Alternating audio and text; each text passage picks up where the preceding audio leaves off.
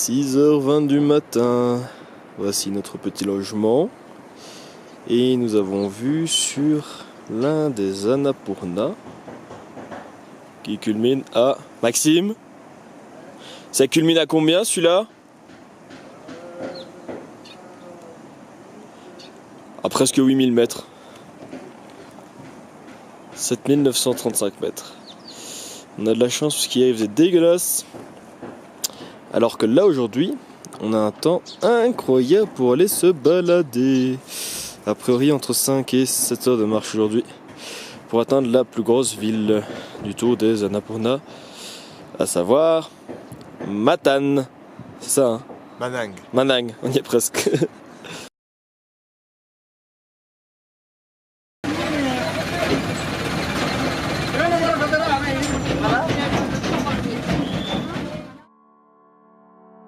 Le point de départ du circuit des Annapurna est le village de Bessissar.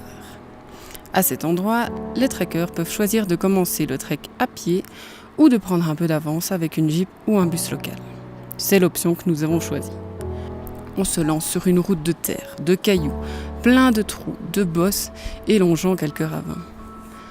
À plusieurs reprises, le bus s'arrête face à une route compliquée.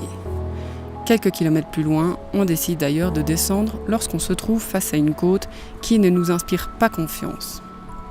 On récupère donc nos sacs sur le toit du bus et c'est là que débute notre trek.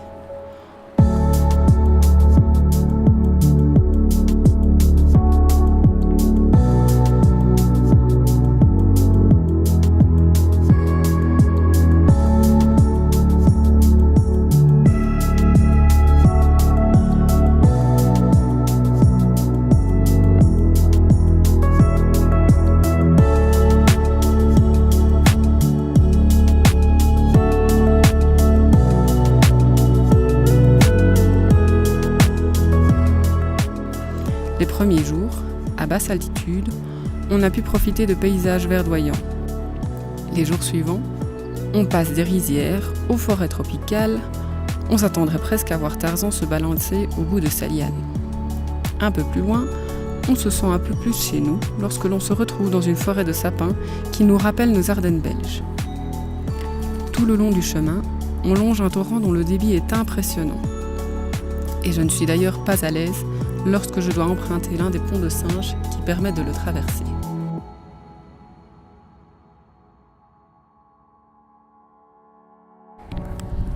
Arrivés à 3000 mètres d'altitude, nous tombons sur un magnifique plateau.